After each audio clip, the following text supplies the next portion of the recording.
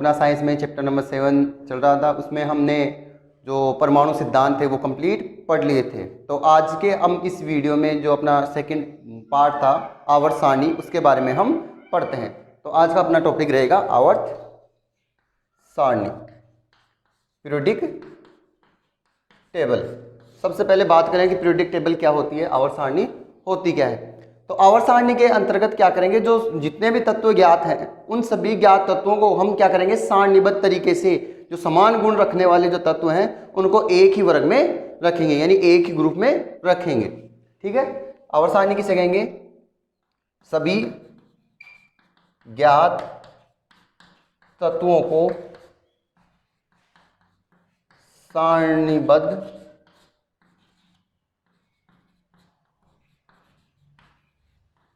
तरीके से रखकर समान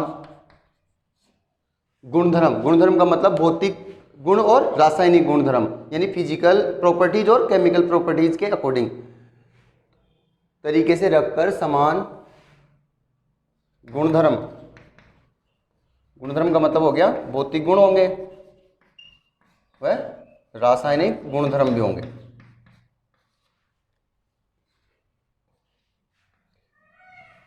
को सभी ज्ञात तत्वों को सारणीबद्ध तरीके से रखकर उनको समान गुणधर्म रखने वाले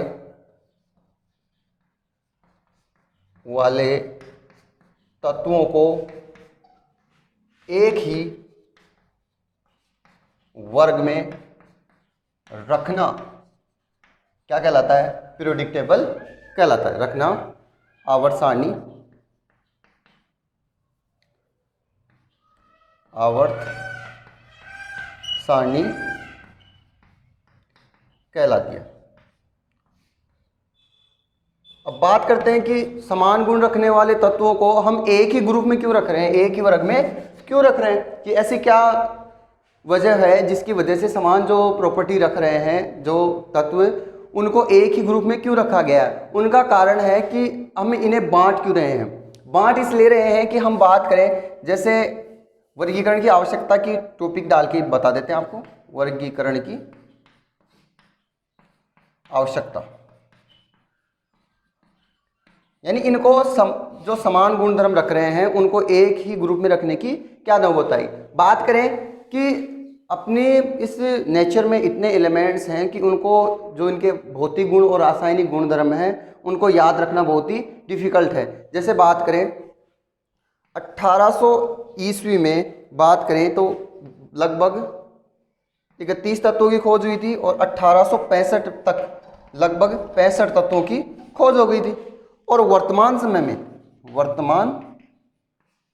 में यानी अभी तक कितने 118 तत्वों की खोज हो गई है, 118 एलिमेंट्स की खोज हो गई है। अब देखो 118 इतने ज़्यादा हैं तो इनको स्टडी करना बहुत ही डिफिकल्ट है, इनका अध्ययन करना बहुत ही दुविधाजनक हो जाएगा। इसलिए इनको क्या रखा कि जिनके भौतिक गुण समान हो, भौतिक व रासायनिक गुणधर्म क्या हो, समान होने की वजह से उनको क्या रखा गया, एक ही ग्रुप के अंतर्गत रखा गया ताकि अध्ययन में क्या रहे, सुविधा। क्यों रखा गया, अध्ययन में क्या रहेगी, सुविधा, पढ़ने में क्या हो, इजी वे में हम पढ़ सके।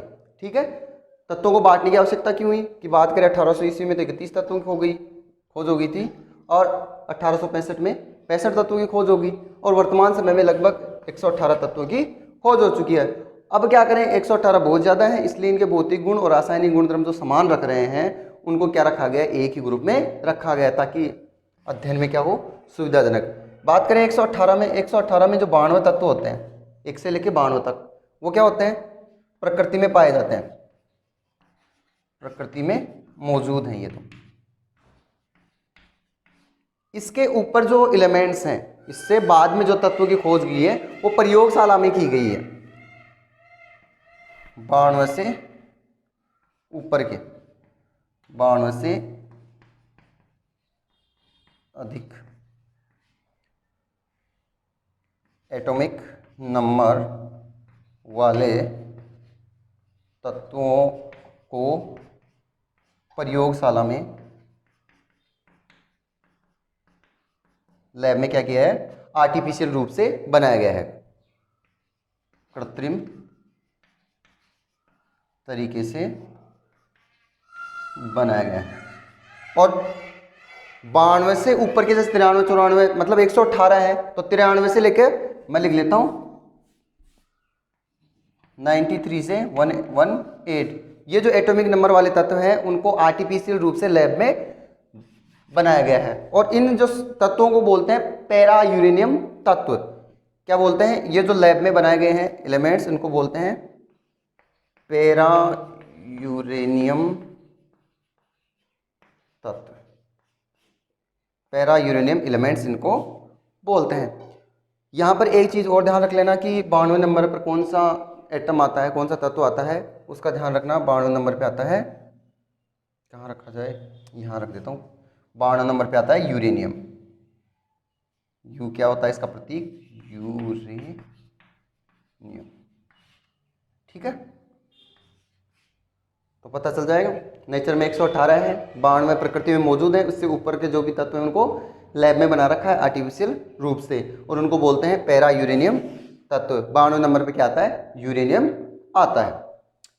अब वर्गीकरण तो हो गया, लेकिन आवर्त सारणी का जो स्टार्टिंग वे है, मतलब स्टार्टिंग कैसे हुआ, उसके बारे में हम पढ़ते हैं कि आवर्त सारणी की शुरुआत कैसे हुई।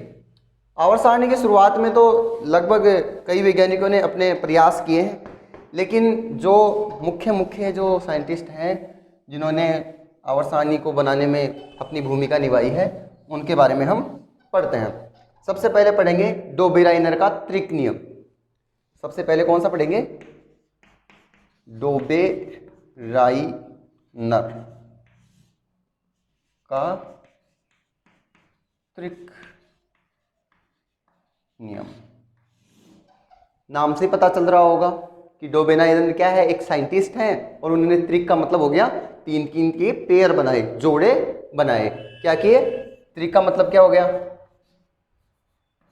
तीन तीन के जोड़े बनाए। यानी स्टार्टिंग में जब आवर्त सारणी का उदय हुआ, स्टार्टिंग में जब आवर्त सारणी चली, तो डोबेराइनर ने क्या किया कि जो तत्व ज्ञात थे उनके तीन तीन के पेयर बनाए। तीन तीन के पेयर कैसे बनाए कि जिनके भौतिक, मैंने बताया कि आवर्त सारणी को कैसे बनाएंगे, जिनके भौतिक गुण और रासायनिक गुणधर्म क्या होंगे, समान, उनको एक ही ग्रुप में रखना है। तो इसने क्या किया कि तीन तीन के जोड़े तो बनाए, 1 2 3 बना दिए तीन तीन के जोड़े।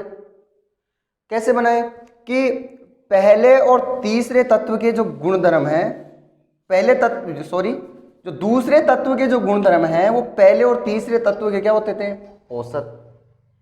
या कह सकते हैं कि जो दूसरा तत्व है उसका जो परमाणु भार है, एटॉमिक वेट है, वो पहले और तीसरे तत्व की क्या होगा, औसत होगा, एवरेज होगा। क्या होगा,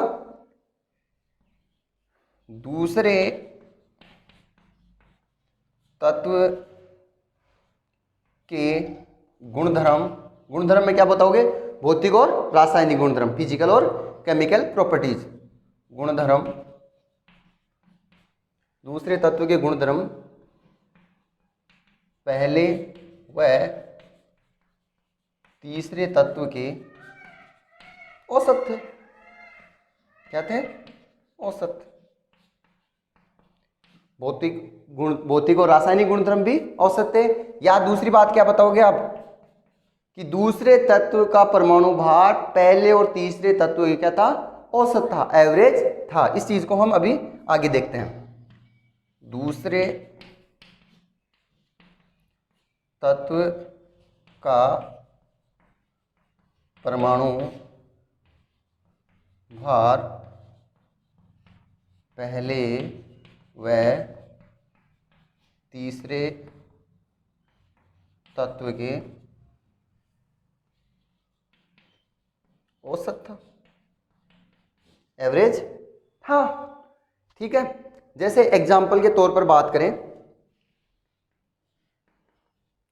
एग्जाम्पल के तौर पर लिथियम, सोडियम और पोटेशियम। लिथियम का परमाणु जो भार होता है वो 7 होता है और पोटेशियम का कितना होता है 39 होता है। तो यहाँ पर क्या करेंगे, अपने को अगर सोडियम का क्या चाहिए, 3 3 का पेयर बन गया, 1 2 और 3, 3 3 के पेयर हो गए। अब 3 3 के पेयर होने के बाद में अब इसका जो परमाणु भार करेंगे, ये क्या है, एटॉमिक वेट है, ठीक है, परमाणु भार है, एटॉमिक वेट। अब इसका क्या आना चाहिए, एवरेज आना चाहिए। और एवरेज कैसे निकालते हैं कि इन दोनों को जोड़ूंगा मैं और 2 का भाग दे दूंगा, ऐसे तो एवरेज निकलता है, औसत निकलेगा। तो कैसे करूं,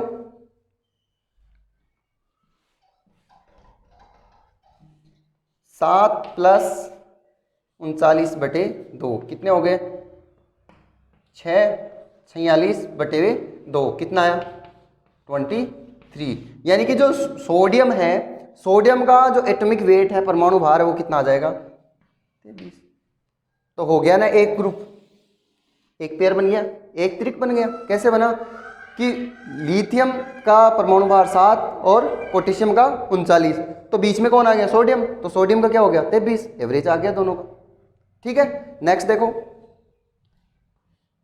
कैल्शियम, स्केडियम और बेरियम। कैल्शियम का एटॉमिक वेट होता है 40 और इसका हो गया 137। अब स्कैंडियम का चाहिए अपने को, सॉरी स्कैंडियम नहीं, एसआर का चाहिए, और बेरियम। इन दोनों का अगर हम, इसका अगर हमें क्या चाहिए, एटॉमिक वेट चाहिए, तो एटॉमिक वेट कैसे निकालूंगा, दोनों को क्या करूंगा, ऐड करूंगा और ऐड करके 2 से डिवाइड करूंगा। तो 2 से डिवाइड करने के बाद में क्या आ जाएगा, मेरे पास एटॉमिक वेट आ जाएगा। तो करते हैं 40 प्लस 137 डिवाइड बाई 2 कितना हो गया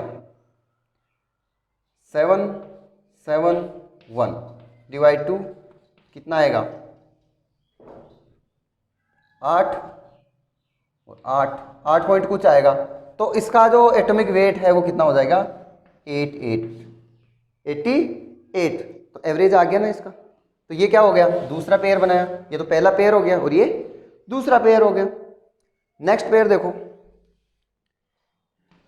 क्लोरीन, ब्रोमीन और आयोडीन। क्लोरीन का जो एटॉमिक वेट होता है वो 35 होता है और आयोडीन का होता है 127। यहाँ पर क्या करना है कि यहाँ पर जो ब्रोमीन है उसका एटॉमिक वेट बताना है। तो कैसे बताओगे कि पहले और तीसरे तत्व का जो परमाणु भार है वो बीच वाले की क्या होगा, औसत होगा। तो दोनों क्या करना है, ऐड करके 2 से डिवाइड करोगे तो लगभग कितना आएगा 80 के समथिंग आएगा। तो ये क्या हो गया, तीसरा पेयर बनाया। इस प्रकार डोबेराइनर ने उस समय ज्ञात तत्वों में से केवल कितने पेयर बनाए थे, कितने जोड़े बनाए, 3 ही जोड़े बना पाए, 3 जोड़े ही बना पाए, 1 जोड़ा, 2 और 3। ठीक है, इसको नोट करो, फिर इससे आगे हम न्यूलैंड का अष्टक नियम पढ़ते हैं। तो डोबेराइनर के त्रिक नियम के बाद में एक साइंटिस्ट और थे जिनका नाम आता है, वो थे न्यूलैंड, न्यूलैंड का अष्टक नियम। नेक्स्ट है न्यूलैंड का अष्टक नियम। न्यूलैंड का अष्टक नियम, न्यूलैंड क्या थे, साइंटिस्ट थे। अष्टक का मतलब क्या हो गया 8, अष्टक का मतलब 8 हो गए। यानी कि न्यूलैंड ने क्या किया, परमाणु भार को ही अपना आधार बनाया। डोबेराइनर ने भी परमाणु भार को बनाया और न्यूलैंड ने भी किसको बनाया आधार, परमाणु भार को। तो इसने कहा कि यदि हम तत्वों को परमाणु भार के बढ़ते हुए क्रम में व्यवस्थित करते हैं तो 8वें तत्व के गुणधर्म पहले तत्व के समान होते हैं। क्या कहा न्यूलैंड ने, यदि हम तत्वों को परमाणु भार के बढ़ते हुए क्रम में रखते हैं तो 8वें तत्व के गुणधर्म पहले तत्व के समान होते हैं। गुणधर्म का मतलब भौतिक और रासायनिक गुणधर्म। क्या बताया न्यूलैंड ने, यदि तत्वों को परमाणु भार के बढ़ते हुए क्रम में व्यवस्थित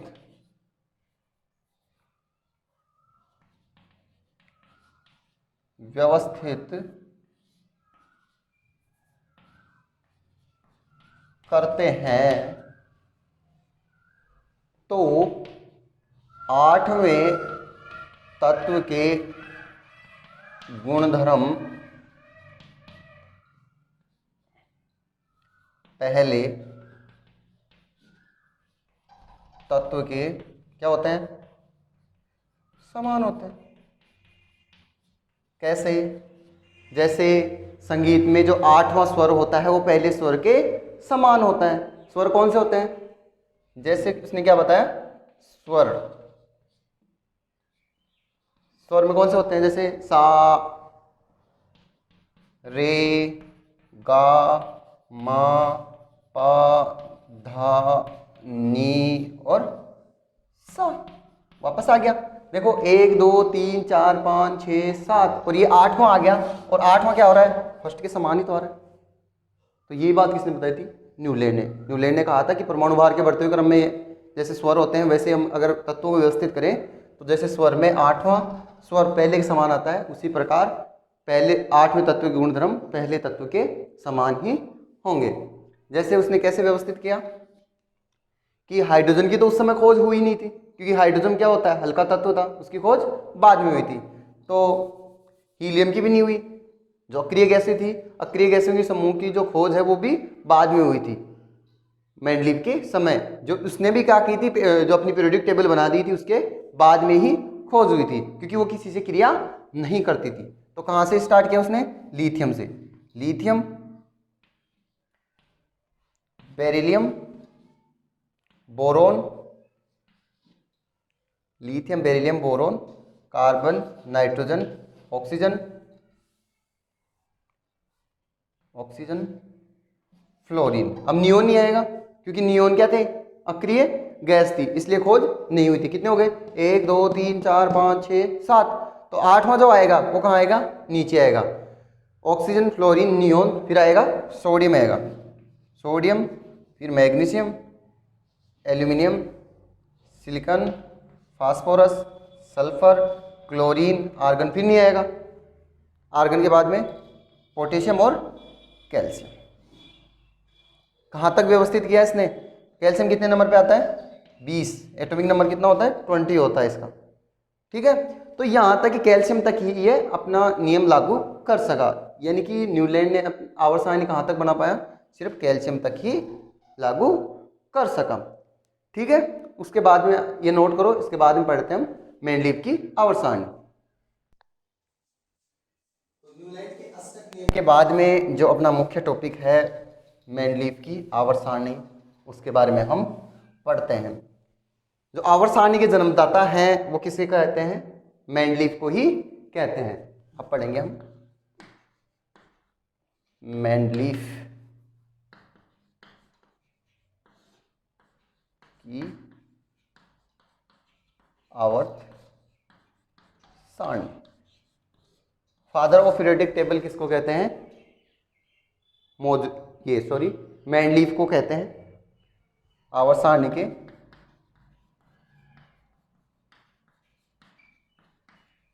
जन्म दाता। किसको कहते हैं? मेंडलीव को। क्यों कहते हैं मेंडलीव को? इसका कारण है कि इससे पहले हमने डोबेराइनर और उसका न्यूलैंड का अष्टक नियम हमने पढ़ा था। उन्होंने क्या किया? तत्वों को आवर्त सारणी के अकॉर्डिंग रखने की तो कोशिश की, लेकिन सभी ज्ञात तत्वों को नहीं रख सके। एकमात्र साइंटिस्ट ऐसे थे मेंडलीव जिसने ज्ञात तत्व, सभी ज्ञात तत्वों को अपने आवर्त सारणी में व्यवस्थित किया और भविष्य में खोजे जाने वाले तत्वों के लिए क्या छोड़ा? खाली स्थान छोड़ा। इसने जो तत्व ज्ञात थे और उनके समय ज्ञात थे 65 तत्व।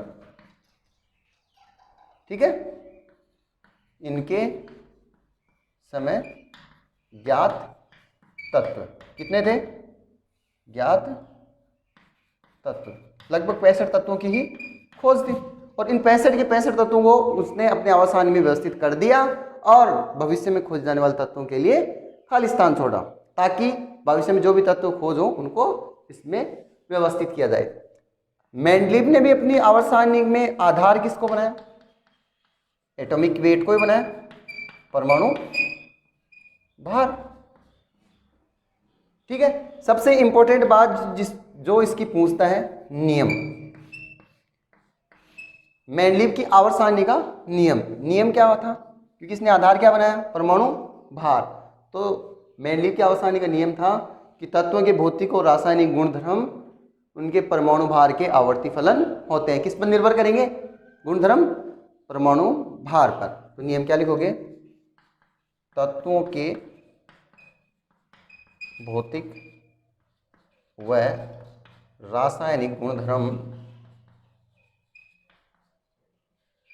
उनके परमाणु भार के आवर्ती फलन होते हैं। ये इसका क्या था, नियम था। ठीक है, मेंडलीव ने क्या किया, सभी तत्वों को क्या किया, परमाणु भार के बढ़ते हुए क्रम में व्यवस्थित किया। इसके लिए जो भी समान गुणधर्म रख रहे थे उनको एक ही वर्ग में व्यवस्थित किया। कहीं कहीं पर इसने क्या किया, परमाणु भार के बढ़ते हुए क्रम का पालन भी नहीं किया। किस अकॉर्डिंग रखा था, परमाणु भार के बढ़ते हुए क्रम में, कि जैसे जैसे हम, मेंडलीव का मानना था कि जैसे जैसे हम परमाणु भार के बढ़ते हुए क्रम में तत्वों को व्यवस्थित करेंगे तो समान गुण रखने वाले जो तत्व हैं वो एक जगह व्यवस्थित हो जाएंगे।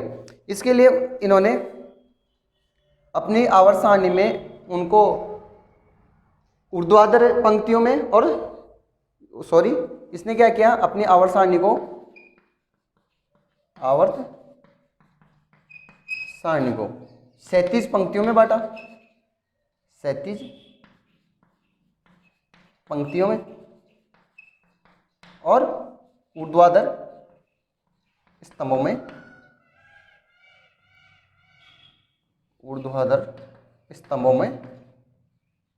बांटा, डिवाइड किया। 37 पंक्तियों को इसने क्या कहा, आवर्त पीरियड कहा, और ऊर्ध्वाधर स्तंभों को वर्ग या समूह, ग्रुप का। ठीक है, पहले से ऐसे व्यक्ति थे जिन्होंने आवर्त सारणी को 37 पंक्तियों और ऊर्ध्वाधर स्तंभों में बांटा। 37 पंक्तियों को क्या कहा, आवर्त कहा, और ऊर्ध्वाधर स्तंभों को वर्ग या समूह कहा। आवर्तों की संख्या उसने कितनी रखी, 6, और वर्गों की संख्या किसने कितनी रखी, 8। बाद में क्या हुई थी, अक्रिय गैसों की खोज हुई थी। तो इसने क्या कहा कि कितने हैं, 8 वर्ग हैं, 1 2 3 4 5 6 7 और 8। इसने क्या कहा कि जो 7 ग्रुप थे, वर्ग थे, इनको 2-2 उपवर्गों में डिवाइड किया, 2-2 उपवर्गों में, ए और बी, सभी को किसमें, ए और बी उपवर्ग में डिवाइड किया, ए और बी, ए और बी, ए और बी। 8वां जो ग्रुप था उसमें क्या आते थे, संक्रमण तत्व आते थे। इसमें 8वें वर्ग में क्या थे, संक्रमण तत्व। ठीक है, तो मेंडलीव ने अपनी आवर्त सारणी में 37 पंक्तियों और ऊर्ध्वाधर स्तंभों में बांटा। 37 पंक्तियों को आवर्त जिनकी संख्या 6, और ऊर्ध्वाधर स्तंभों को वर्ग या समूह कहा जिनकी संख्या 8 थी। और 8 में से 7 को तो क्या कहा, उप वर्गों में ए और बी में डिवाइड किया, और 8 में क्या थे, संक्रमण तत्व थे। इसने क्या कहा, इसकी विशेषताओं की बात करें, इसको मिटा देते हैं, फिर इसकी विशेषताओं की बात करते हैं कि क्या इनकी विशेषताएं थी।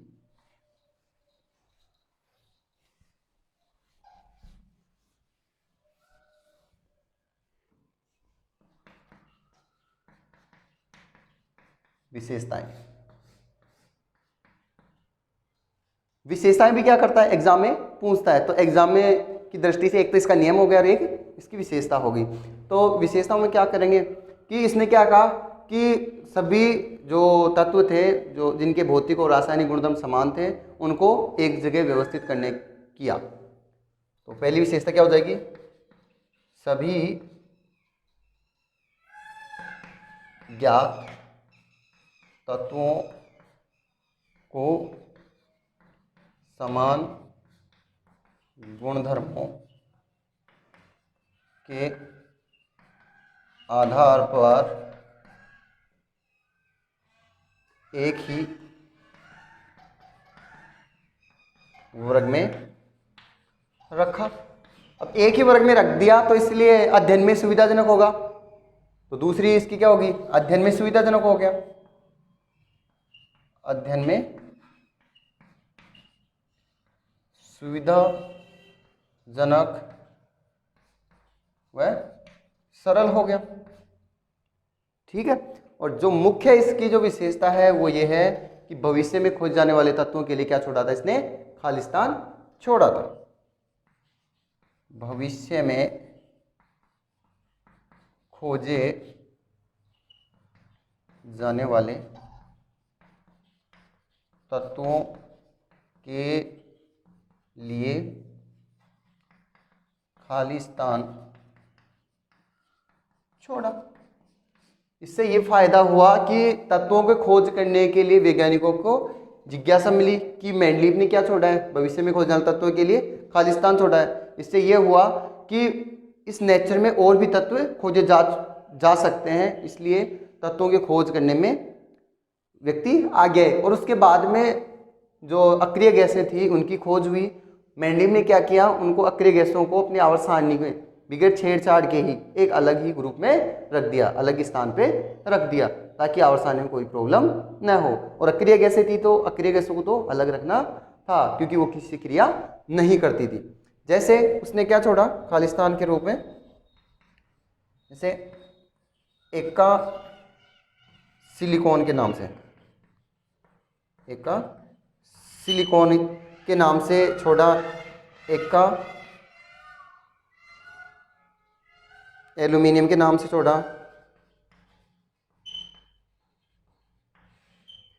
एक का सिलिकॉन में जो था वो गेट जर्मेनियम Ge, और एक का एल्यूमिनियम की जगह पर बाद में किसकी खोज हुई, गैलियम Ga की खोजी। एक का बोरोन में एक का बोरोन भी छोड़ा, एक का बोरोन में तत्व था स्कैंडियम SR, एक का मैग्नीज, इसकी जगह पर एक तत्व था उसकी खोजी थी टेक्नीशियम,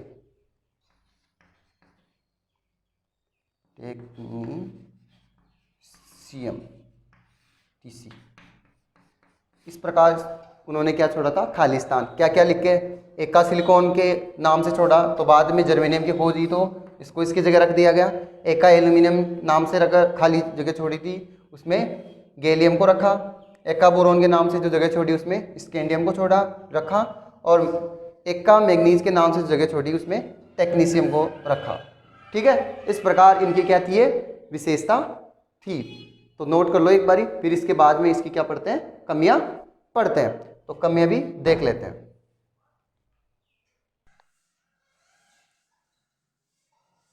विशेषताओं के बाद में हम देखते हैं मेंडलीव की कमियां, कि क्या क्या कमी छोड़ी जिसके कारण ये क्या हुए, असफल हुए। तो कमियां,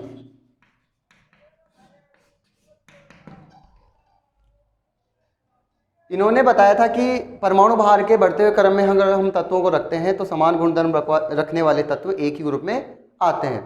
लेकिन इसने क्या कहा कि परमाणु भार के बढ़ते हुए क्रम का पालन नहीं किया। क्यों नहीं किया, क्योंकि कहीं कहीं पर बढ़ते हुए क्रम का पालन नहीं किया गया ताकि समान गुण एक जगह आए। तो पहली कमी क्या रही, परमाणु भार के बढ़ते हुए क्रम का पालन नहीं किया। परमाणु भार के बढ़ते हुए क्रम का पालन नहीं किया। कहीं कहीं पर परमाणु भार का बढ़ता क्रम पालन नहीं करने के बाद में भी कुछ तत्व ऐसे थे जो समान गुण रखने के बावजूद भी क्या हो गए, अलग ग्रुप में रखे गए। और असमान गुण रखने की वजह से असमान गुण थे वो भी क्या रखे, एक ग्रुप में रखे गए। तो समान गुण रखने वाले तत्व अलग वर्ग में तथा असमान गुण रखने वाले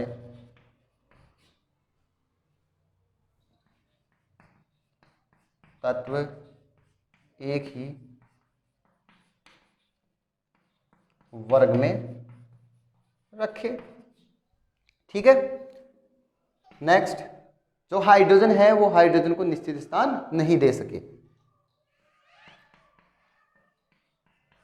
हाइड्रोजन को निश्चित स्थान नहीं दे सके। क्यों नहीं दे सके? क्योंकि ये कभी कभी तो क्या करता है, जो क्षारीय धातु होती है उनके साथ अपनी समानता दर्शाता है, और कभी कभी जो अपना एक इलेक्ट्रॉन त्याग कर ये क्या करने लग जाता है, उत्कृष्ट गैस होती है एस ब्लॉक के साथ अपना समानता दर्शाने लग जाता है। इसलिए इनको अभी तक भी कहीं पर स्थान नहीं दिया गया है। हाइड्रोजन को आधुनिक आवर्त सारणी में भी इसको निश्चित स्थान नहीं दे रखा है, इसको आवर्त सारणी में बीच में ही रखा जाता है। हाइड्रोजन को आधुनिक जो आवर्त सारणी है उसमें अब इसका नाम, वैसे हाइड्रोजन को क्या कहा जाता है, आवर्त सारणी का आवर्त तत्व। आवर्त तत्व क्यों? कभी ये एस ब्लॉक के साथ समानता दर्शाता है और कभी पी ब्लॉक के साथ अपनी समानता दर्शाता है, इस वजह से इसको आवर्त सारणी का आवर्त तत्व कहते हैं। और लास्ट इसकी कमी थी, जो समस्थानिक थे समस्थानिकों को नहीं स्थान नहीं दे सका। समस्थानिकों को समस्थानिकों को निश्चित स्थान नहीं दे सका, नहीं दे सका। समस्थानिक क्या होता है? समस्थानिक मतलब जिसका समान तो स्थान हो, मतलब समस्थानिक क्या होते हैं? जिनका जो परमाणु क्रमांक, स्थान तो वही समान होगा, क्रमांक तो क्या होता है, एटॉमिक नंबर है वो क्या होगा, समान होगा, और एटॉमिक वेट क्या होगा, अलग अलग। परमाणु भार क्या होगा, अलग अलग होगा। तो सब कमियां क्या छोड़ी मेंडलीव ने? परमाणु भार के बढ़ते क्रम का पालन नहीं किया गया, समान गुण रखने वाले तत्वों को एक जगह नहीं रखा और असमान गुण रखने वालों को कहीं पर एक जगह रखा, हाइड्रोजन को स्थान नहीं दिया और समस्थानिकों को स्थान नहीं दिया। इस प्रकार जो मेंडलीव की आवर्त सारणी है वो कंप्लीट हो गई। नेक्स्ट वीडियो में जो आधुनिक आवर्त सारणी है उसके बारे में हम पढ़ते हैं। Thank you.